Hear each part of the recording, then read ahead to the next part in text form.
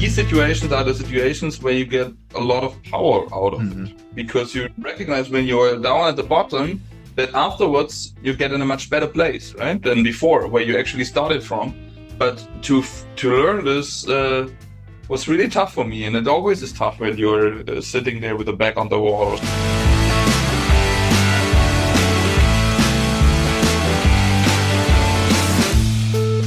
Welcome back, Mario. How are you? Oh, I'm very good. I was just admired for the nice view I have in the back, but actually I have a much nicer view in front. But I don't show it, otherwise people get jealous and I get shit emails. But I'm very good. Excellent. A question for you, my friend. If you go out dining, do you prefer to pay cash or cashless? So I never carry money, so I'm definitely cashless. The only problem here, as you know, I'm in Sri Lanka since a couple of months and stay here for a couple of more. There is nobody who takes cards, so I had to change my habits, Florian, and I'm back to cash. To be precise, I'm back to rupees, which means I had to buy a new wallet, because if you want to pay in rupees, you need that much. Oh my God. Like a couple of centimeters rupees. So I would love to have a more cashless approach in that country. So maybe that's something for our next guest to consider in his expansion plans. Let's see. So we have our next guest on our show from Down to Drive. It's Patrick Hennig, CEO and co-founder of Nexenio and of culture4life, the company that is better known for producing and launching the Luca App in 2020 during the COVID lockdowns. That app actually helped restaurants, bars, clubs, and events to skip the manual registration of their guests and to allow easier tracking in case of a COVID outbreak. The app became rapidly famous because the German hip-hop band Fantastische Vier supported it from the beginning. I think 40 million users downloaded and used the app back then and gained a little bit of freedom. Patrick has a master's degree in IT and transformed Luca now in a reservation, ordering, and payment app. So welcome, Patrick. Nice to have you on the show. Thanks for the invitation. Patrick, many of our guests in this podcast said in the past that COVID was actually one of the biggest challenges in their business life because they had to close their restaurants.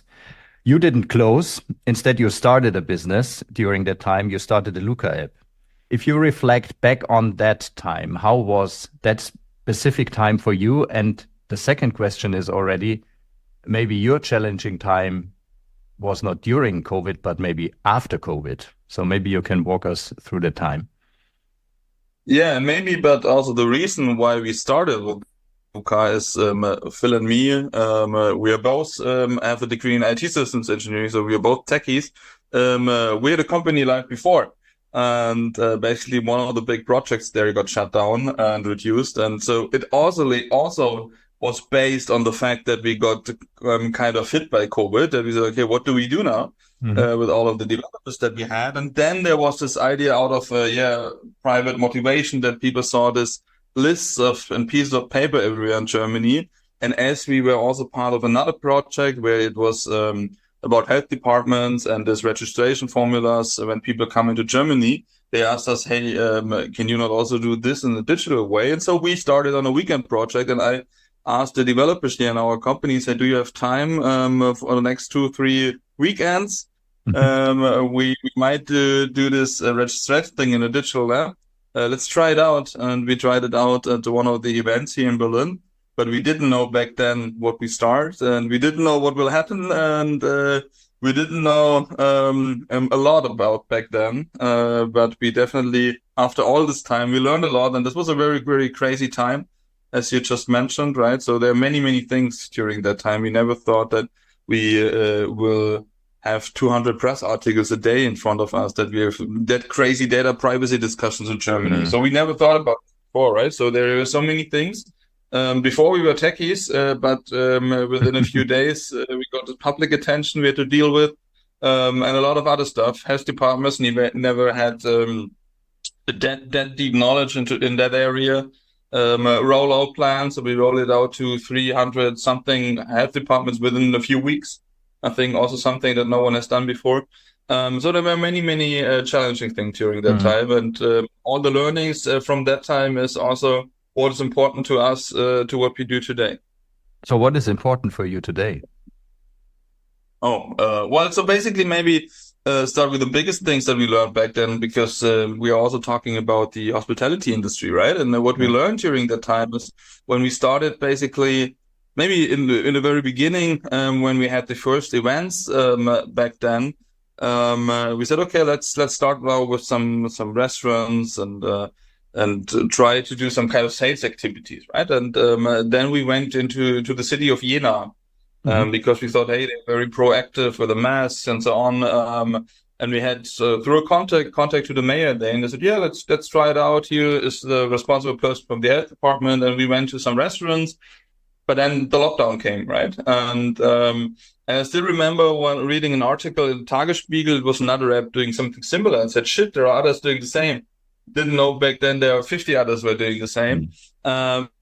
But they all waited during lockdown that restaurants are opening up again, right? And as you were mentioning, we had also the Fantastischen Vier, the band from Germany, with us. And Smulo is educated caretaker. And what I did, I ordered some from the grocery shopping carts, some coins there, and we put a QR code there, and we went into a social home somewhere in Sachsen-Anhalt. Because they were still open and they had the same. You had to fill out a piece of paper, take 6, 7 minutes. There was a long queue. And we just went there, and this got the first public attention, right? So we actually, within a few days, pivoted to a completely other area. And then had time where others were held back for months, waiting for restaurants. We had time to get public attention, right? I think this was a very, very interesting learning we had. And another point was the second part. When we went into restaurants, we went on the island of Sylt to 160 restaurants, and we recognized, hey, when these 160 restaurants have the same system, the adoption gets really high. And I think when we look back in all the different systems, so it's not new what we are doing in different areas. When you look at ordering, reservation system, and there's so many POS systems, PMS systems, a couple of hundreds. And in the end, what happens? It lacks of adoption. No one uses it. It's so small. They were doing ordering system for years, but no one really, it never got broad attention, right? And so we recognized the issue is the fragmented guest journey that we actually have. When you look at other industries, we have a seamless integrated guest journey. The hospitality industry is the only one that doesn't have one. And when you look in hotels, that's the only place in my life where I have contact with a physical landline phone that still has a line on the phone. And this is something I think very characteristic for the whole industry, right? And so this is another big learning. It's the adoption is a part of a hyper-local approach, and the fragmentation is the biggest issue that we have in industry when it comes to digitalization. So these are, I will say, the three learnings to what we work on today. Okay, you said you got a lot of attention, 200 articles, press release, and press articles a day. How did you manage personally these high hopes and expectations you were facing? I mean, politics were talking in press conferences about your specific product, your app, and there were high hopes connected to that. How did you manage from zero to, so basically from nothing or from another, coming from another industry into the spotlight? To be honest, for me personally, I didn't thought too much about it because it was just a crazy time, right? I blocked, I think a few hours a day for interviews. So it just walked on, and there was no time to think about. But I think for my private life, right, for all the environment, for my girlfriend, for example, I think this was a really tough time because also when these data privacy discussions happened, there were YouTube, Twitter videos coming up at 7:30 in the morning. 3 minutes later, we got a press questions like this, and you're like, hey, how can you prepare this in 3 or 4 minutes, right? 30 minutes later, the Chaos Computer Club sent out an email to 300 health departments. No one has the email of 300 health departments. It took us 4 months to get it from the government. So this, you sit there and think, what the hell is happening? What I'm doing there? But at least I felt a bit I have it under control. Of course, it was bullshit. I never had it under control. But for the people around me, they needed to hear things from the press before they heard it from me, right? Yeah. So I think this was a really tough situation, right? Because I mean, when my girlfriend was reading Twitter and there were thousands of posts a day, what the hell? What do you do? I think this was a really tough time, but at the end, there's no choice, right? You just have to go through, because when you started it, you can't stop it anymore. But if you like, I think one nuance is really remarkable in your journey. I mean, there's a lot of fast-growing companies out there, but like you basically were born, raised, grown up, all basically in the same couple of months as a company, because you were pushed into this cold water. And how did you handle as an entrepreneur and as a human being, as a mensch, so to say, this pressure? On the one hand, you said like I just scheduled and I had to I did what I had to do, but what helped you in this time with that? Because also there was not always just friendly articles. Thanks God Luca is here, and thanks God Patrick rescuing us. There were a lot of them quite the opposite. How did you deal with that? You had any advisors, or you meditated, or you did sports, or like how did you take care of yourself? Because what we learned here in this podcast from the interview with all the other entrepreneurs is that one of the most important things in times of crisis is self-care and taking care of yourself. How did you handle that? Well, the good thing is we also had an entrepreneurial life before, right? So also what we are doing from a technical point of view, also this scaling things that we had to do, right? So the worst thing that can happen, you pull something out like this and it breaks the first day. And luckily, this never happened to us, right? So we started, I think the only outage we really had was during Anne Will, the TV show, where I think 400,000 people tried to register within a minute or so. But then that's it, right? So the app technically worked from the first day, and also from the data privacy things, all this discussion, I think we would have never survived it when we haven't had a background in cybersecurity for 7-8 years. Because for me, the company that we were doing before, we were doing a lot for the German government, together with Federal Mint, so the people printing actually passports and money and so on, right? They do a lot of high security stuff, and we had a lot of joint projects together. Projects also together with other public departments, with the Fraunhofer and so on, many research projects back then. And also the cryptographic things that we have done there came out of a group of people that we know from back then. And I think the most important part was when I called one of them and said, look, they now want to have all of this data in the health departments. This doesn't obviously work with a decentralized app that's anonymous, because there are the regulation that you have to type in the name. So is there a way that we can do this without that we will ever have access to the information? And this is where we came up with a concept saying we have 3 different keys, and you need 2 out of 3 keys to get access to the data. So you have health departments, you have restaurants that need to collect this information, and you have the users, right? And we asked this question before we even started, and I think this was the only thing why we at the end survived it. Even there, it was pretty tough. So I think at the end, it was also based on things that we have done before. I think otherwise it wouldn't be possible. And also all the people that were involved, developers and so on, we had them before in projects, right? So I think there was quite a strong setup that was able to handle it in a bit. On the other way, the things we were learning on the ground, and to be honest, during that time, self-care wasn't a big topic. So there were times where I really was suffering a lot.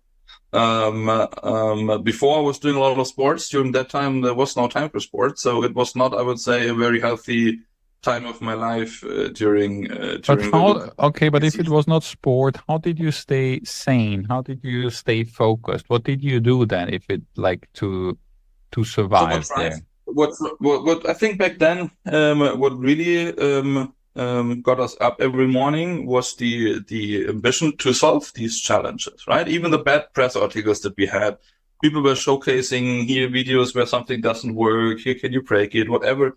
But at the end, when we looked at it, there was not so much that was really true about it.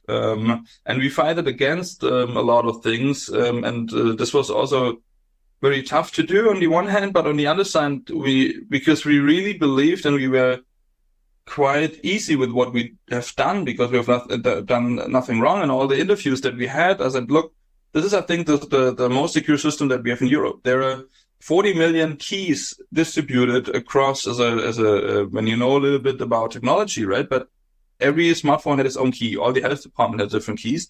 There will never been infrastructure like this in Europe before. The only thing is maybe the personal ID card where there is a key distributed across all people, but the use cases where you can use it are really small. And so we were really self-confident about what we were doing. I think this was, the most important time. I'm not saying we have done everything right? So we have done a lot of mistakes. And this is also when I talk to journalists and say, look, we haven't done everything right, but we just try to make the best out of it. And I think this is something that kept us up every day because we were really confident about what we were doing. And that we were able to handle it. But to be honest, we have not thought about this too much.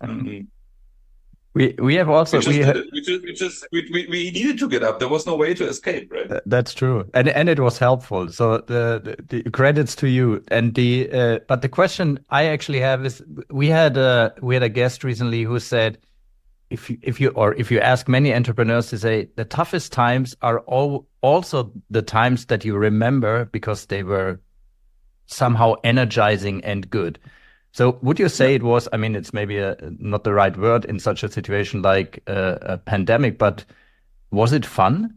So when I have to draw a line underneath it, only take the positive sides. Also, you are mentioning bad articles and so on, right? Yeah, true. But on the other hand, we also had the advantages of the public attention, right? You can't only take the advantages, you also have to take the disadvantages, right? So I'm not mad about someone writing something bad about us because at the end, it also helped us a lot in the very beginning, right? So that's the reason why I'm not feeling bad about anything there. So I have a very positive result at the end of the day because I'm taking so much of this time and taking so much also of the entrepreneurial time before. So yeah, Patrick, do you feel you got enough credit? Because on the one hand, you act as an entrepreneur and you did what you had to do, but you also did like a deed to us as an industry, a deed to the society, a deed to the people in Germany that they could move freer, as Florian said, or earlier freer. Do you think or do you feel you got enough credit? Good question. So at the end, I also think it doesn't matter too much because yes, when I say from all the things that I have to experience and all the things I was able to learn, this is what I take as a credit, right? And I'm also happy to talk to everyone today that thinks differently about this time because I think there's so much to talk about and during these conversations that I have regularly, or especially had regularly after COVID, now it's a few months later now, but everyone said, okay, yeah, actually this was a cool project because and this is the credit that you get, not the credit when someone writes in a press article and it's a big audience. The credit is what you get out of a personal conversation, right? And there it's always very positive when you look back and also when you compare it, right? We had the Corona Warn-App in Germany. It was also a good solution, but it cost 250 million euros, right? We, at the end, when you look how we did it, we spent 1 million euro of our own money in the beginning to build the app. And then governments signed contracts with us to maintain it and operate it. And at the end, it cost 20 million euros. And we spent 5 million euros alone for Deutsche Telekom, Vodafone, and so on for short messages that we are sending out to verify your phone number. So I think it was a very efficient project, and everyone that is getting into the details that we actually need more of these projects. And when at the end can convince some people of doing more of these projects, I think this is enough credit, right? Because this is what we need also in Germany, those projects. We don't need the projects where we get big consultant companies building tools for hundreds of million euros. We need just people doing stuff and getting it into reality. And don't build something for 2 years and it fails. You can also do it in a few weeks and adapt it on the way, make it better on the way.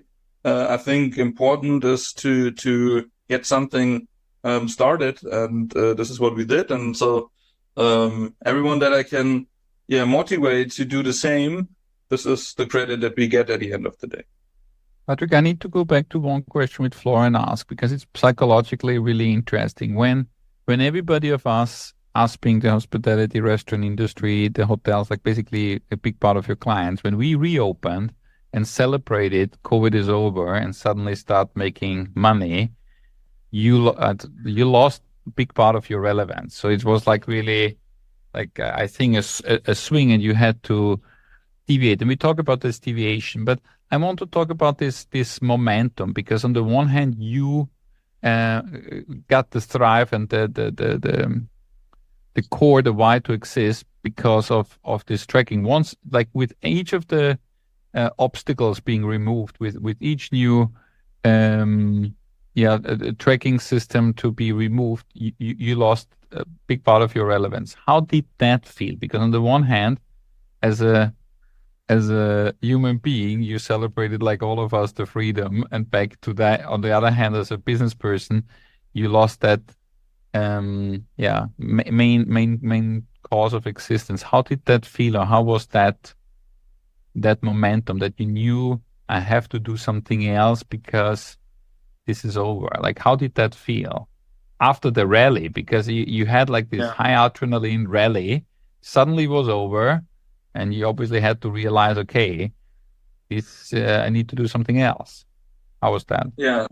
So look, I think first of all, I also enjoyed the freedom, right? Because this is the whole motivation why we have done this, out of a personal motivation. We don't want to fill out those lists, and we want to have, when the politician says that's a way to open up a public life to do this tracking, okay, we pull out a solution to do this tracking. So it was not the solution was not a self fulfilling prophecy, right? It was only it was that we wanted to go out, right? And this is what we also at the end we're celebrating, and also the time when the pandemic changed, and it was not after the pandemic was completely over. It was a little, but even before, because it changed, and everyone said, okay, this tracing doesn't make sense anymore. I think this was maybe the time you're referencing to. But I think it's the same in all of those situations, right? These situations are actually good situations because something new comes out, right? And also during COVID, during Luca, before what we are doing in the cybersecurity space, through the whole entrepreneurial life, all these situations are the situations that you learn when you stand with a back on the wall and you need to take action, you will take action, right? And whether it's investors today and so on, I think the best that can happen to you to get into those situations, because I learned during the last 10 years that all the things that we were doing were based on situations where maybe in the beginning it felt like shit, what we should do now. And we always came up with a new idea, and we always came up with something where after a few hours we were very bullish about it. So, okay, we continue, we start this, we start that. And I think this is something that I had to learn. And like the thing back then, also during Luca, when we were coming out with this grocery shopping cart coins, right? Was a situation where I was sitting there in the morning when I read this article that there was lockdown and said, shit, we have spent €1 million on this app. Now there's lockdown, there are 50 others that are doing it. And then we got this way into social homes and got this attention, and then it happened. Before, when we started our first company, it happened several times where we were running out of money and so on. All of those situations are situations that remember. But I think the good thing is I don't remember any bad situation where it only was bad. So always in those situations, it was a turning point to get something, to get a new idea, to pull something up. So these situations are good. And I actually was rather thinking about how can you put you into those situations on purpose, right? Because actually it shouldn't be that you only get there when you hit the wall, right? You should get into those situations actually much earlier, right? Because you might take actions earlier and think about like how good it can be if you do this early on, right? Yeah, they're helpful. You're very positive in your approach, how you actually deal with such situations. And you said there is no real bad remembrance. But still, can you? It's easy to say now, right? But it's hard when you are in a tough situation, Right. and this will happen in the future as well. But after the tough situation, it feels like this, right? Yeah, right.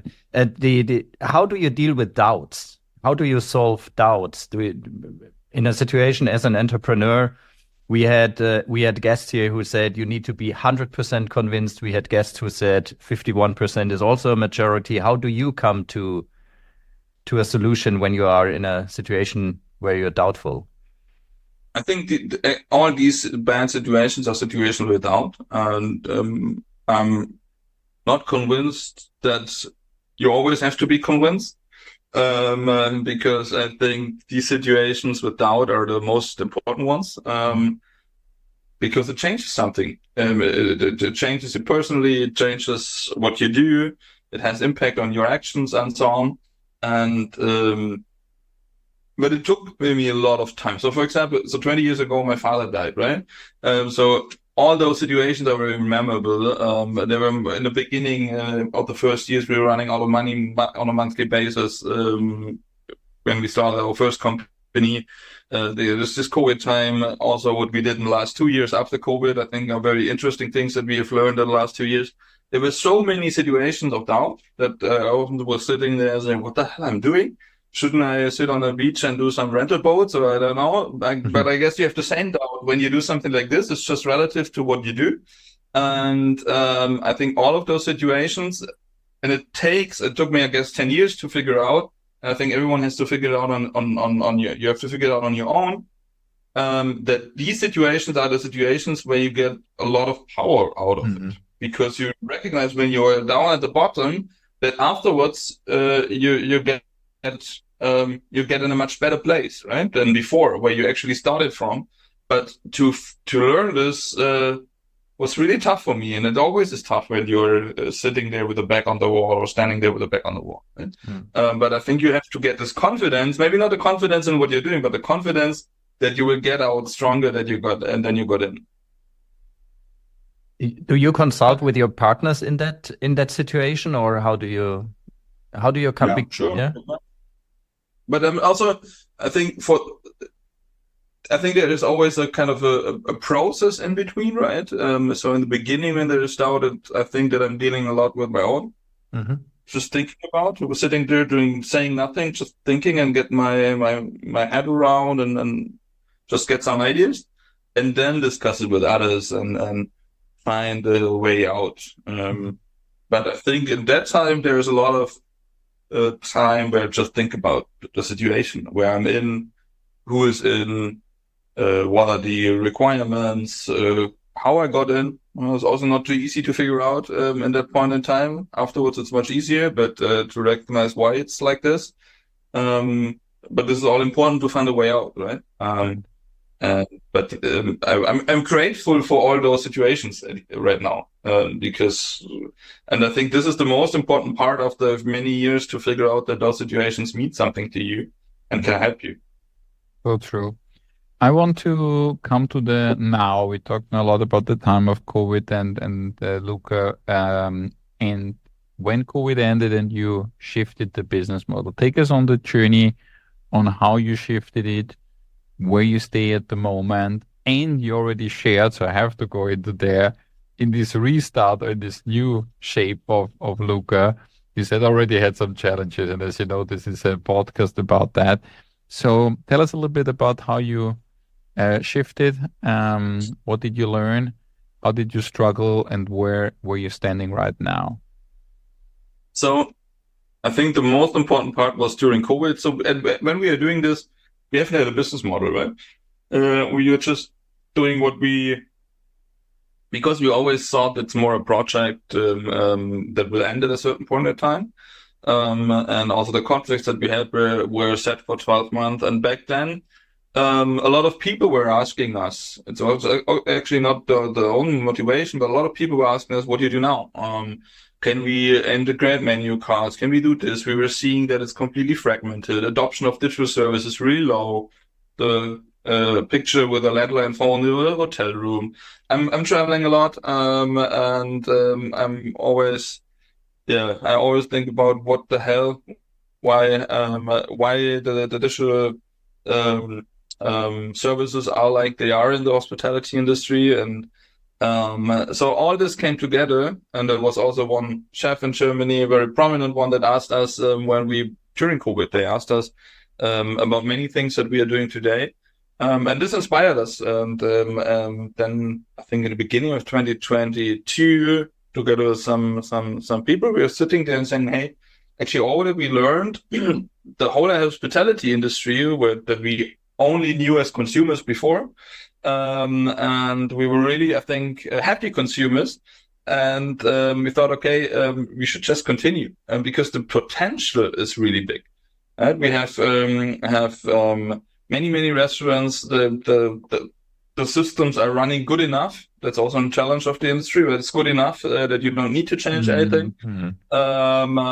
There is a crazy lack of staff and so on. So there's so many, you know this much better than me, right? There's so many challenges that we said, okay, maybe we can also we have this awareness of 80-90% of the people in Germany that knew what we are doing during COVID, for good and for bad, right? But it's good to tell a story. I'm very open to all the things that are connected to it. And we said, okay, let's maybe, and this is something that during that time happened to us many times, because there were not enough waiters. You were sitting there, and this is maybe a story where different people started from. We're sitting there, you're waiting for a waiter, you want to order something. Maybe you want to drink a beer after dinner, no one comes. And at the end, if someone comes and said, okay, now I want to pay. And then he goes back, he brings you a bill on a piece of paper. Then you say you want to pay with credit card. He goes back again, he brings you a clunky credit card terminal, and hopefully it's charged and hopefully it works. But if the reception is bad, he goes out, you need to go out, or you need to go to the US system with him. So it's a very bad process. And this is actually the last opinion that I have during a visit in a restaurant, right? And so we said that this whole guest journey was something that was taking on us during travel, leisure, business, no matter what. So it was not only restaurants, it was the whole guest journey. And actually, when we looked at where we're coming from, Luca, we were coming from the guest side, right? And this was something where we then started on saying, hey, we want to have one seamless guest journey throughout the industry, like we know it from all the other industries as well. In the beginning, we thought, okay, let's start with payments. This was the most easiest thing. And there were some others, and we were saying, okay, like it works in other countries in the world, pull a QR code up. We had them as well. I think, revived the QR codes, at least in Germany. People are knowing what to do with it. And we said, okay, you can pay with them. You can split the bill. You don't need a credit card terminal and so on. And then really fast, we also, when we just started it, we also got funding for doing this and so on, because we needed resources to do this. And we very fast recognized, but it's not too easy to change something in this industry, right? And especially how it is in Germany, you have a lot of individual restaurants, not only chains and so on. And when you look at it, how it works and how the systems look like, sometimes you even if the easiest thing, right? You change the hardware device a little bit to the left, and there's no power anymore, right? So these are the things that happen to you in restaurants. And when we got there the first time, I was there personally and said, what the hell? So the easy things where you think this can't happen to you will happen to you, right? And when this happens to you because you pull something up in a digital way into a restaurant, this happens during brunch time on Friday evening, then for sure the owner of the restaurant, he shouts at you and says, what the hell you are doing here? Nothing works anymore, right? So you are, in the first thing, we were confronted with a infrastructure where we thought it's not possible that it's there, that it still works, right? And this is the good thing about it. It's good enough that it does the job, right? But it's not good enough to survive the next 10 or 20 years. And so these were the first challenges. And then for sure, the processes are learned, right? A credit card terminal is very easy. And if you tell a waiter to do it like this, they're doing it like this, and they're used for it for many years, right? And so I think in the first year we recognized just doing payments isn't enough. You won't change the world with doing payments in restaurants. And so we thought about where we are coming from, and I think this is the most important part. That the goal, the vision that we had to have an integrated, seamless guest journey. This was our goal. Our goal was not saying, "Oh, we now do QR code payments." I still don't believe that QR code payment is the ultimate solution, but we have this seamless guest journey in mind, right? And so we said, okay, at the end, and another well-known chef here in Berlin. Actually, we are sitting in Gendarmenmarkt, so quite next to us, told us 20 years ago we tried to build a POS system, and we were optimizing the processes, and so no one listened to us. And Groupon and all those guys came, and the restaurants were going after like crazy, and recognizing at the end they're giving up margin, and it isn't even sustainable, right? But this reminded me of something that you have to get part of this value chain, right? Just optimizing processes is not enough because it's good enough like it is today. Even from a technical perspective, right? We are techies. It looks like we have changed everything, but we haven't because we are missing the expertise from the people that are doing it on a daily basis, right? And so I think the first year was a lot about learning what actually needs to be done and trying out a lot. So we tried out a lot. We tried out these QR code payments. We tried that people can split the bill. We did a lot of marketing activities there. So at 10, 20% of the bills were on us to get this feedback. So we tried out a lot. And at the end figured out, okay, this is not enough. We need to change a little bit how we position it. And then out of a sudden it was last year. Yeah, it was last year, 2023.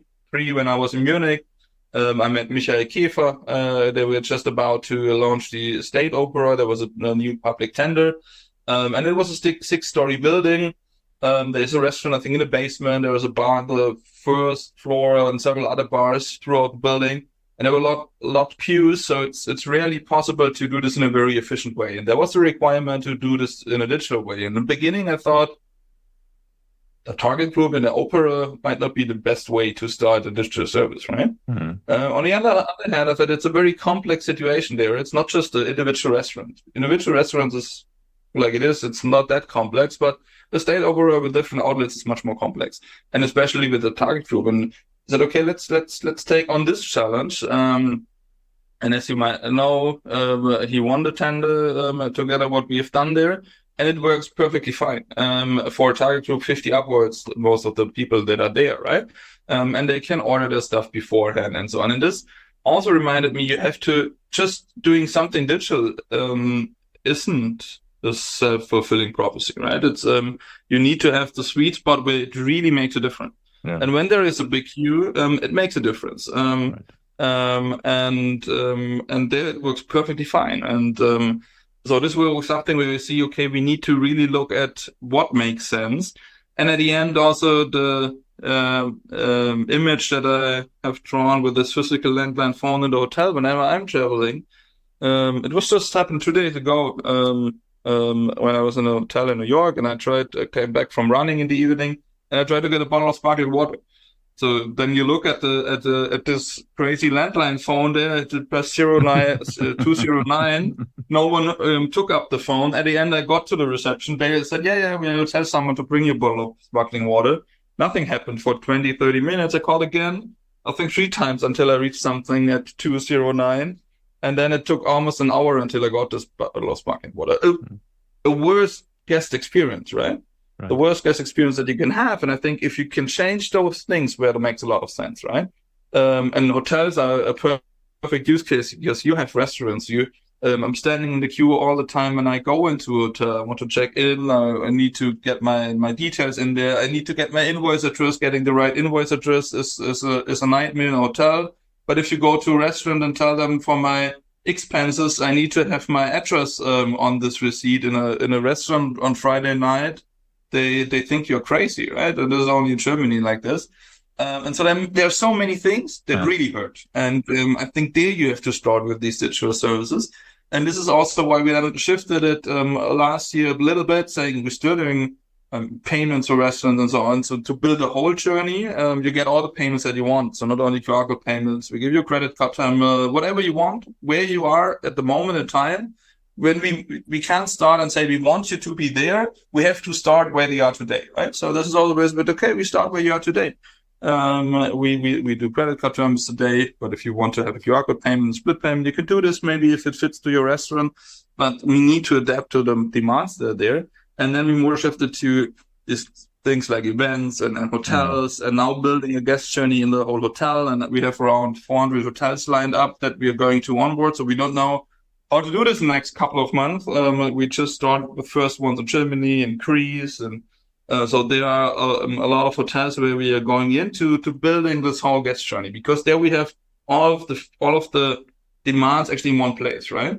And then also saying when we are in restaurants and so on and doing this payment thing, it's not only the payment solution and it's not only the things making your processes easier, but it gives you also visibility to guests coming in from hotels, right? Absolutely. And I think there the important part comes together, because there we have a real value, because it's not only about having a 0.1% margin on the payment or whatever it is, right? 0.1, it's very small.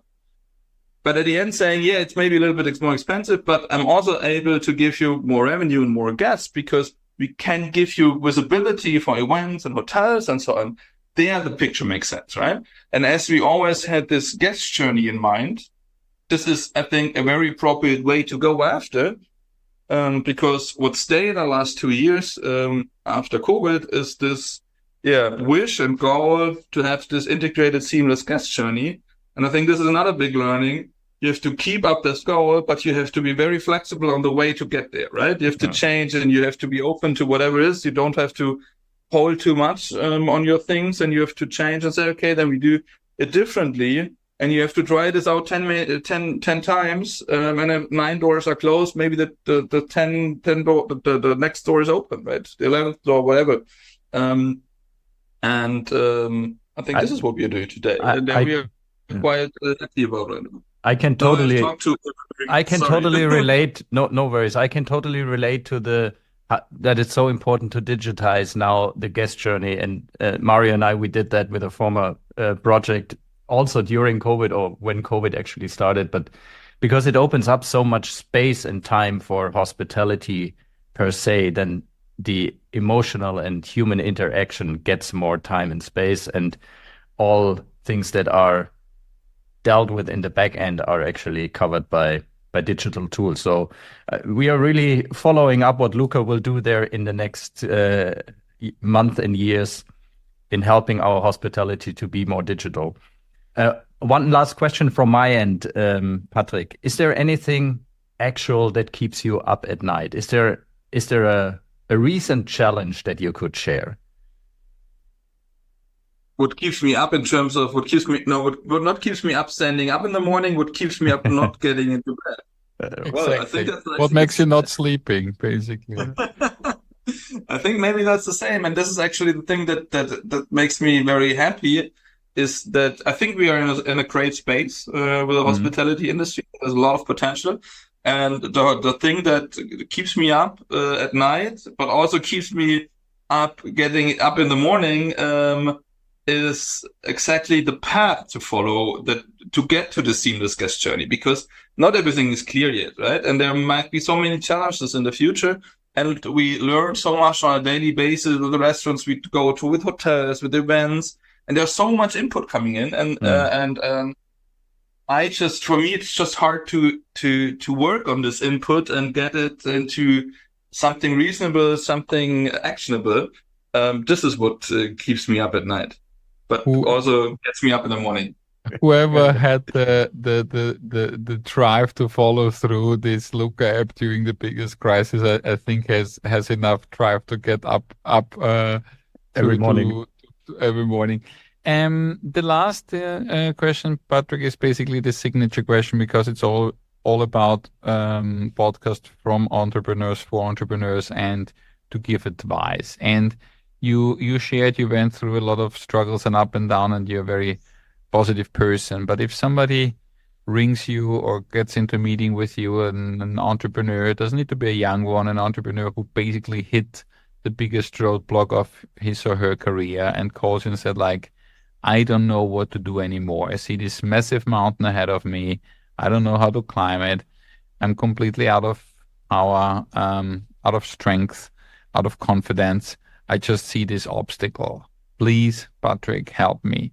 What's this tool set, independent from the problem, Patrick, you would apply to help such an entrepreneur who struggles? What would you advise and guide him and all of us to get out there?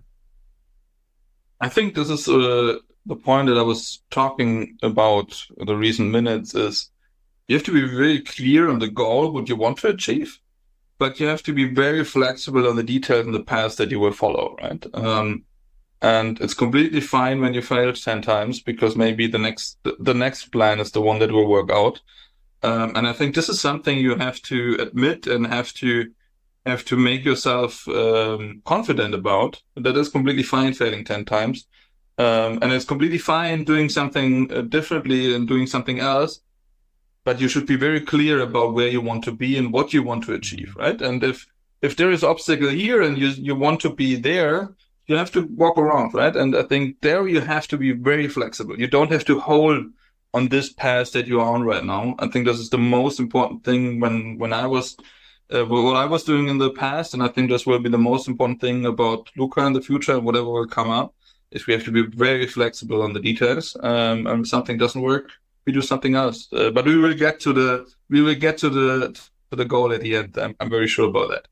Because it's a great space we are in, and I think this applies to all of the different areas that people are in. When you have the right goal and the right mindsets for, I think it's possible to achieve what we want to achieve. I think that's very wise at the end. It was really great to talk to you and put finally the face behind the name, because your name or the name of the tool will be forever linked to this episode in our life. For good because it's for good, because it was one tool out of it. I mean, whatever you say, it was one of the tools which allowed us to claim back freedom. But whatever it is, it will be linked with it. You will live with that. I think you mastered quite well, because you take the energy out of it and you take the positive drive out of it and all the learnings.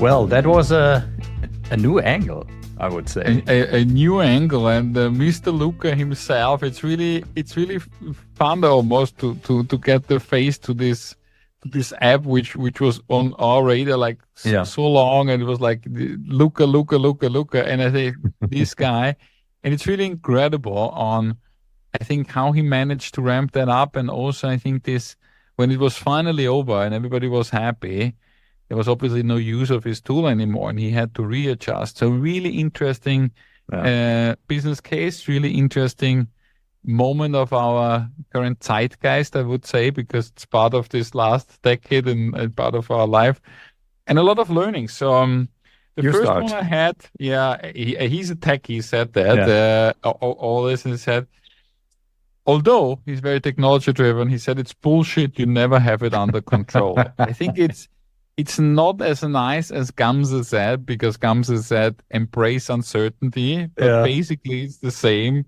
It's all bullshit. You never have it under control. That's my first learning. What do you have? The same context, he also said the worst thing that can happen is that it breaks the first day. So it shows also his positive attitude towards doubt. And what I really liked in that conversation with Patrick is that he also embraced doubt as a huge driver 100%. For his business success, and he's not afraid. And also for him as a human being, as an entrepreneur, not at all.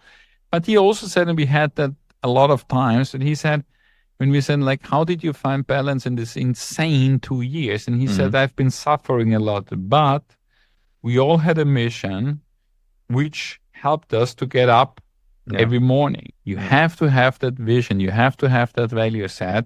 And then you can also suffer for quite some time, because you have like this North Star where you driving through. And in the same context, he also said, you also cannot think too much, because he said, like, I just scheduled 2-3 hours for interviews, and don't think too much, get your to-do list rolling, keep on moving. What else you have? But maybe this is also coming from his tech background, because he also said, I have the ambitions to solve problems. Yeah, problem solver. He's a problem solver, and I take the positive out of it, because a disadvantage is also an advantage.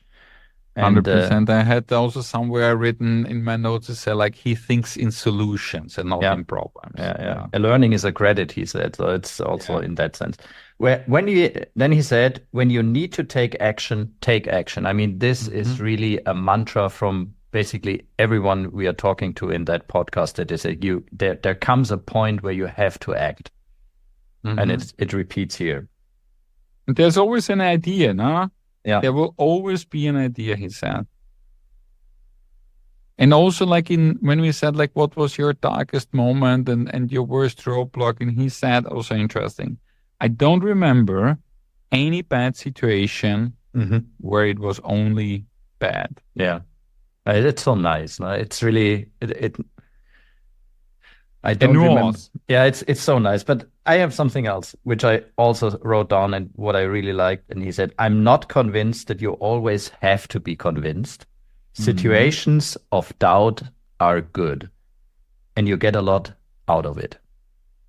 Yes, 100%. And you also, like, you just need, in the situation of doubt, you need to change, move on, and then we're back on that track. When we talked about this partner, because he has a business partner and obviously has several investors, and we talked about decision making in difficult times, and he said, first I need to make up my mind alone, I need space, and then I go into the discussion. I like that 2-step plan of solving. Absolutely.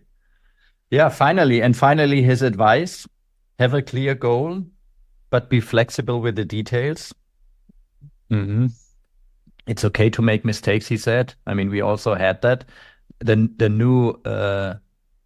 difference now is that he actually said you can make the same mistake 10 times. There's an 11th door.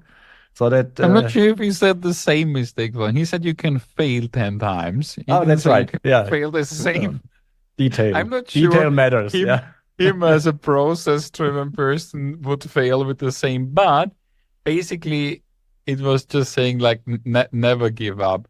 Right. I really was extremely positive, surprised by that podcast. It gave us another angle. It gave us an angle of a strong tech system or tech support in the ecosystem. It was now our third tech tool. We had Meta quite early in the chapter with Too Good To Go. We have Victor, who also talked with us about Big Mama, but also about Sunday. And it was now the third technological provider from the ecosystem. And that's also what I like about that mix, that we're not just looking into the restaurants and hotels, but we also want to understand the entrepreneurs in the supporting system, in the ecosystem, because only if the whole vehicle works together, learns from each other, then we're going to thrive as an industry. And that was definitely a great contributor as a positive drive for our industry. Absolutely. That was fun. So got a lot of drive out of it. 100%. Just forgot to ask him to bring the cashless payment to Sri Lanka, because I just can tell you, we forget so fast how convenient it is to pay seeming less, as he said, and cashless. If you back to countries which basically still run on cash and cash only, you see what obstacle that actually is. Full supporting cashless it is. Absolutely. All right. That was fun. Take care. That was fun. See you next week. Bye-bye. Bye.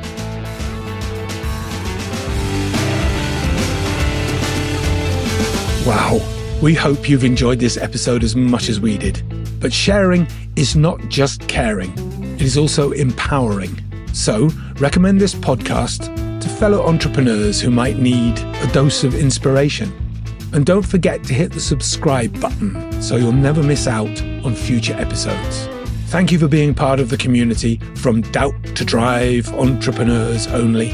Mario, and Florian are already gearing up for the next episode. Until then, stay tuned, stay driven, and we'll be back next week.